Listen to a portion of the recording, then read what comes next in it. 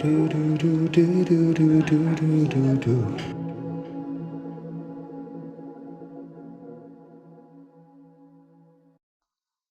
Welcome to the Red Bean Podcast, the New Orleans edition. This is your host, Mr. Toad. And I'm Dr. Frog. Today we're talking about fake jobs. Great. What are your thoughts about that?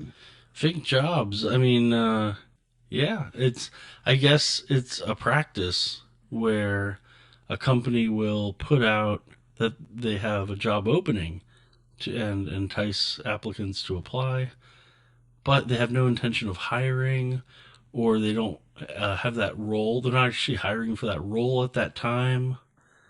And, they might do this for a variety of reasons. One might be just to see what's out there talent wise. One might be speculative, like we might open the role.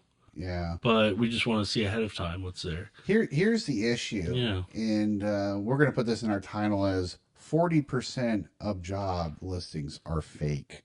So 4 in 10 companies say they posted a fake job this year. What makes that actually mean? So what this means is, and this story was written in June 27th, 2024. Sure.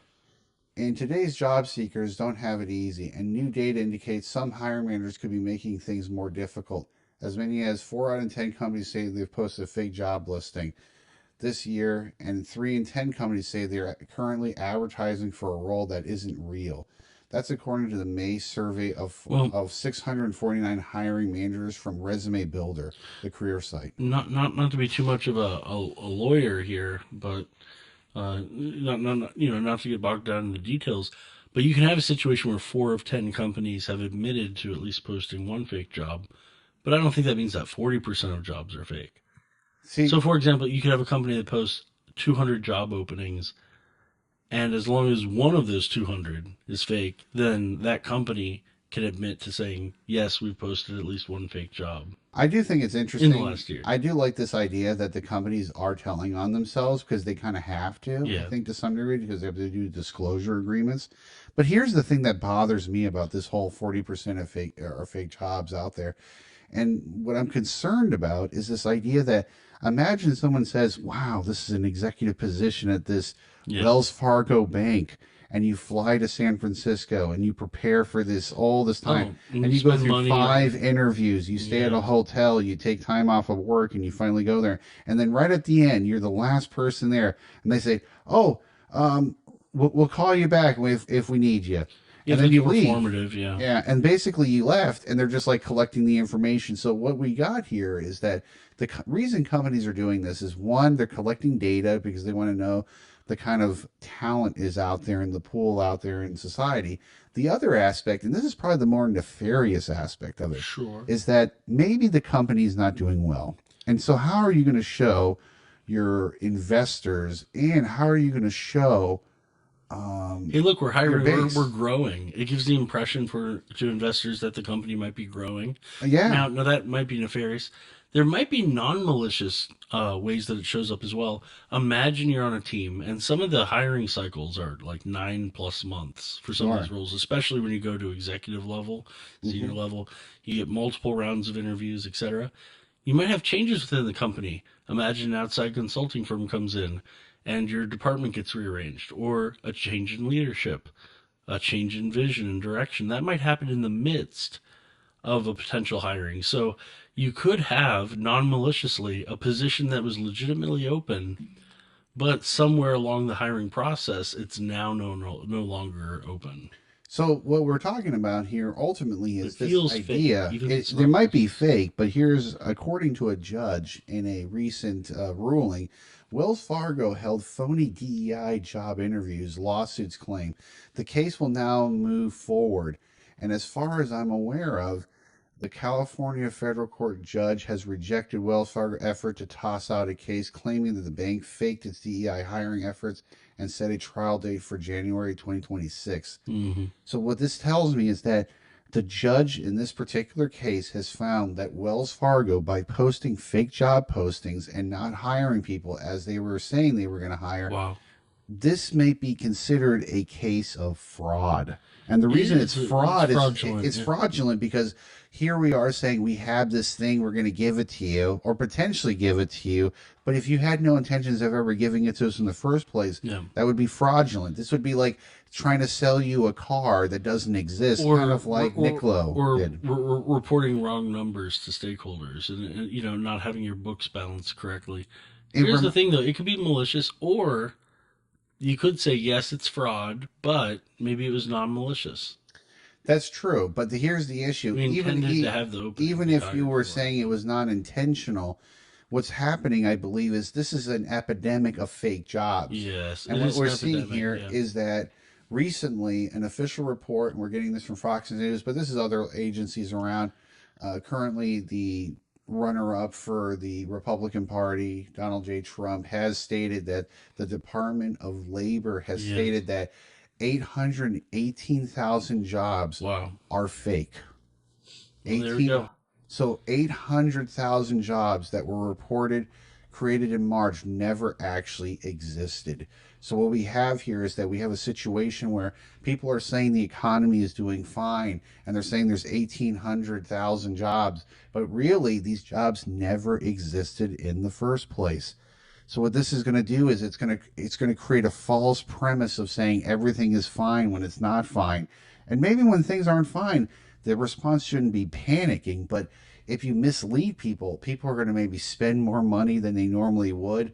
Maybe people are going to be laid off at a higher rate. So this Yeah. could actually promote, in some ways, indirectly, self deletion because some people are thinking everything is fine. The government told me everything is good.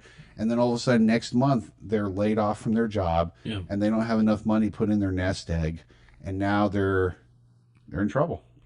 Yeah, they're in trouble, and it's misleading. And you're right; it's highly inefficient for both the And then recruitee. you're trying to apply for jobs and then you're stuck in a doom loop. It's like I thought everything was fine and now I can't get a job, but then you find out that there's a lot of fake job There's postings. a lot of fake job postings. Yeah, I that's a shame. I think the thing that would solve this problem, and I guess this is where the pushback, and we'll kind of see what your thoughts are on this, but what I would say is these companies should be taxed at a higher rate because Sure. of this. And the reason why I say this, and I don't say this, I think going after these companies and saying they're fraudulent or anything like that, Your I think approach it's a is waste of time. your approach is without hurting their pocketbooks. They're not going to listen. Exactly. And my idea would be simply this: if you're going to post a job, the IRS should know that you posted this job and charge you as if this job was Yeah. real. Even if it's not real, the IRS is going to consider this real, All right. and then when they're going to charge you. So what's going to happen in the future if this happens?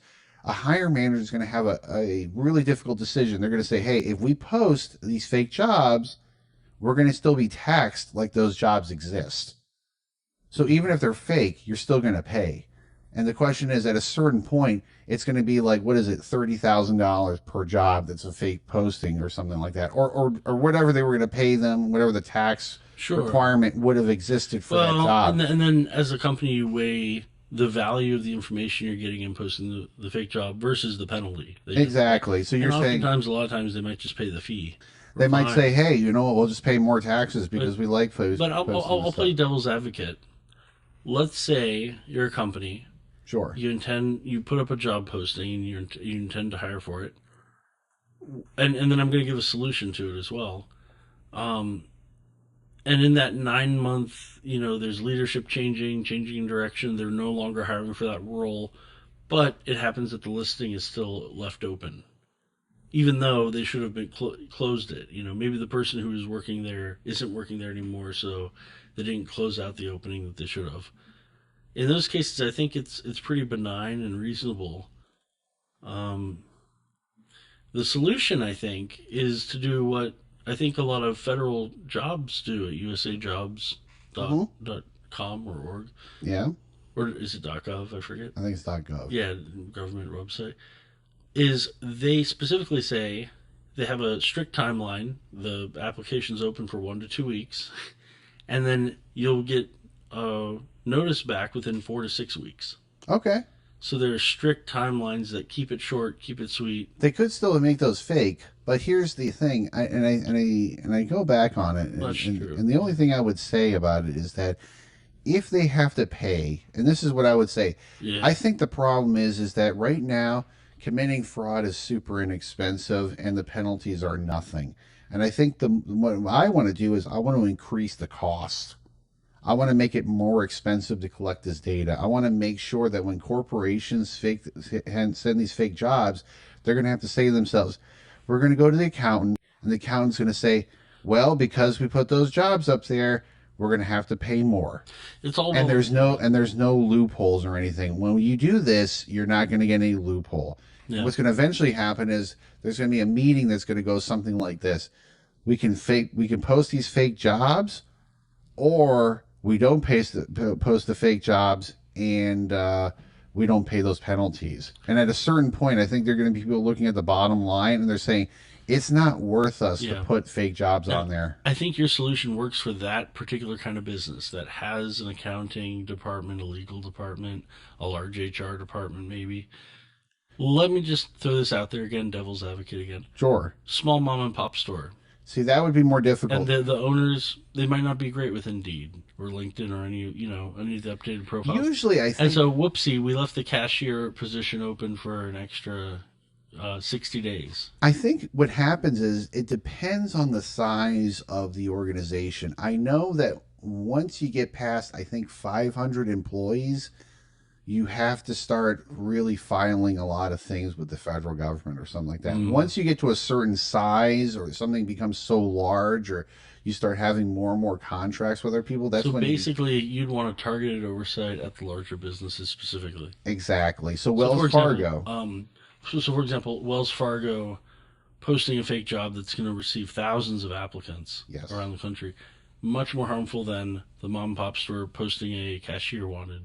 Well, I think what's going to happen is what Weekdays is the part time. time wasted? And here's the biggest thing, and this is why I think this is going to win in courtrooms, is that I kind of want to turn this into a particular industry for people Sure. because I think the government's going to do a lousy job going after these corporations. So what I would say is if you are let's say a forensics auditor or you're an IT person, you can look if this is a publicly traded company, you can look at their return on investment, Mm-hmm. their document of impromptu documentation. Yes. And one of these things is going to say is that do they even have a budget to hire Yeah. these people? And when you see a ton of job listings for this So department basically, and you'd there's have to no sort of money, you sort of have to prove the initiative before. I'm exactly. wondering So though, if you prove this in court, do you then think? you can get that money back via through Yeah. taxes. So if someone was clever enough and the government was clever enough in this department, which is not necessarily saying much for the government saying they're clever, Yeah. but what I'm saying ultimately is that if you can prove that these jobs didn't exist, there's not a budget for these jobs, and I think this is the opportunity for someone to make a ton of money. So again, devil's advocate. Go ahead. What if you're in a fast-paced, changing industry, Go ahead. Yep. and you say, "Okay, I'm now abiding by this rule where I have to prove that I'm really serious and intentional I'm about hiring actually people. hiring this thing," and then again, the industry changes, and now the work responsibilities need to change, the title needs to change, etc. I'm wondering, in order for this bureaucratic process of okaying jobs being taken up and down and new ones being posted, Sure. is this too much paperwork, too much oversight to expect for businesses Well, who want to be competitive Well, here's the thing. and The business fast? doesn't have to do anything, but what I'm saying is that it's going to be these independent contractors that are going to find out who these people are and they're going to get paid big bucks. So it's not necessarily the company, but the company has to internally say to themselves, is it worth collecting this data? And are we okay with paying this excess amount? And if the industry is consistently changing, one of the big things you can show in the courtroom is that when someone brings, because assuming this goes to trial, I really feel like this is when the rubber hits the cement, and this is when you get to a point where you're sitting on the stand and the judge is there and you're saying, Your Honor, or the Yes. judge says, Plaintiff, did you actually get the job? And the person's going to say, No, Yeah. and I was the last one there.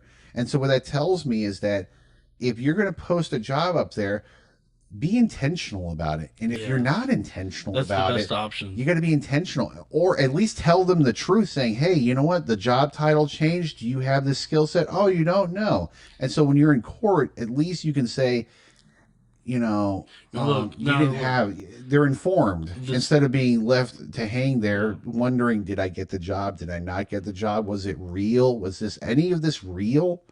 Yeah. I don't know. And now If I'm hoping this is actually well below 40% because it said 4 in 10. But looking at the study, it said 4 in 10 companies admit to have at least posted one fake job. It doesn't say what percentage of fake jobs they've posted out of all Sure. others. So 40 is like the maximum least charitable interpretation of that study.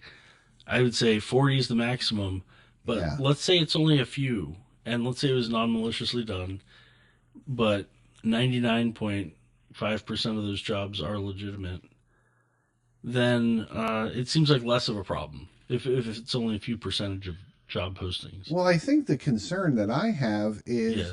what about all the victims? And I call them Yeah. victims of people preparing for 5 interviews, people that took time off of work, people that got on airplanes and flew halfway across the country and stand People waiting for who hours upon you hours know, for a job that doesn't exist. and paid money to send their official transcripts in from their Exactly, and you have to pay various twenty five education, dollars every time you do those every things. application. Yeah. Yeah, they don't give you those things for free. So when you send them your transcripts, that wasn't free, as Yeah. I've paid more times than I want to even admit out loud. There we go. There we go. But one thing I would ultimately say about this is that what this tells us is that we have a broken job market. And if Yes. we're going to restore the job market, I truly believe that as long as employers are able to um, de- basically commit fraud to their potential employees or future employees, Yeah. possible employees, that this is just going to keep continuing onwards indefinitely. Do we have any tips or suggestions for listeners on how can they spot these fake jobs So versus real opportunities? So right now, I'm going to read an article from Forbes. It says 5 red flags to know if your job offer is a scam. One of the first things they tell you is when you're looking at the description, vague job description with too Yes. good to be true promises. A legit job description should clearly spell out the job duties, and experts advise that you should not be left guessing about what the role entails or what your day to day task will Look involve. like, yeah. So if this is a remote job and we're paying you all this money and all you have to do is sell cream to a couple of people, One trick I've also seen is they'll put a ridiculously high amount of money, but they won't necessarily comp everything during it. So, for example, they might say, and this actually happened once. They said, "Oh, you have to travel to Florida, Puerto Rico, and California every week. That's yeah, 56 weeks a year. But we don't cover the comp flight, but we'll pay you 180,000 a year. But yeah, you're gonna have to, when you do the math, your take home is gonna be meager. If let's say they pay you 120,000, but you're responsible for all hotel accommodations, and you're going to be basically living out of hotels and traveling multiple times a week, and you're paying for all those tickets. yeah, that's definitely a bogus. It's The other definitely thing they're going bogus. to Yeah. say is the number two is bogus web addresses that are devised to deceive. So nearly 3 million new phishing. I don't know how else to Yeah, phishing. so it's phishing attack. Basically, they want to install some sort of malware on your computer, or have some sort of worm or a Trojan, maybe. But basically, what phishing is it's you might get this in an email. Yeah. It says, "Hey, click on this link to collect your prize" or something. Or hey, maybe you have Yeah. to renew your auto insurance Now watch plan out or as well something. because they can hide what address they're from, Yep. and there can even be more targeted approaches, which is called spear phishing, actually, where they're speaking to you or your particular industry or they add some personal flair or technique that relates specifically to you that makes you think, oh, this is legitimate. Let me click on the link. So one of the things we read here is that there were nearly 3 million phishing fake websites were spotted in Wow. half of 2023. So job scammers are often utilize counterfeit company websites URLs in their postings to create an air of legitimacy. Hmm. Some experts at Wix.com suggest that you examine the domain name for any subtle variation. Check the domain age, as fake websites typically have short Yeah, lifespans. one thing I look for is the number one for L's and things like that. And then the other thing is take that extra step to investigate its online presence and the LinkedIn profiles of its employees. A reputable Yes. company usually has an official website and active social media accounts. So if you're not getting any updates from this company, if you notice all the people who are on LinkedIn don't say that they actually work there, but the company says they do work there, that's probably a dead giveaway Yes. that this is not professional and this is not real. Very much so. The third option here, and this is the third one we're going to look for, is unprofessional communication with poor language quality. The experts recommend exercising skepticism about unorthodox job application methods and communication via messaging apps, as scammers often exploit these platforms to conceal their identity. They point out that the legitimate organizations typically refrain from using personal emails for job related communication, deeming it unprofessional, Yes. and would ask for face to face or Zoom interviews to properly evaluate candidates. Excellent. Excellent points. And the third, and of course, the fourth is unsolicited job offers that fall right into your lap. Imagine seeing an email or message from a recruiter Too good to offering be you a true. job Too out good of to the be true. blue. You're like, oh my gosh, this is going to be such an amazing job, but it's not real. Yeah. And of course, the fifth one is listing involving monetary transaction. Fraudsters often find ways to charm hopeful job seekers into paying for seemingly reasonable items like training materials, Training. Yes. certifications, Yes. work from kits from home. So if they're selling you, hey, if you want to work for us, you have to buy the home kit Yeah. You version. have to do the 6 month training program that'll only cost you $7,000, and then we'll be able to give you a certification where you can then work for us full time next year. That's right. And here's what the experts say. Experts encourage you to remember that you're looking for a job to get paid, not pay the company for a job. Exactly. And so those are the five things you want to look for to avoid falling into Similar to publications a fake almost. job. You know, Yeah, there's vanity publishing sites where it's, hey, if you pay us, we'll put you in a volume of other people who pay to get things published. Or you can self publish. But really, the best journals are ones where, you don't have to pay yep. to get peer reviewed. And And there's a certain integrity. other book opportunities, if you sign a contract for a book chapter or something, you might receive a royalty check at the end of the year for a portion of sales. So either way, it's going your way. The money's not leaving you for the opportunity to work. That's right. Yeah. And so these are the things you want to look out for fake job postings. We're not going to give this a review. We're just giving an analysis. And hopefully, as listeners, you're going to be looking out for some of Yeah, these red flags for these fake jobs. certainly. And good luck for all of you job hunters out there. And I hope you find something that really helps you add value and flourish.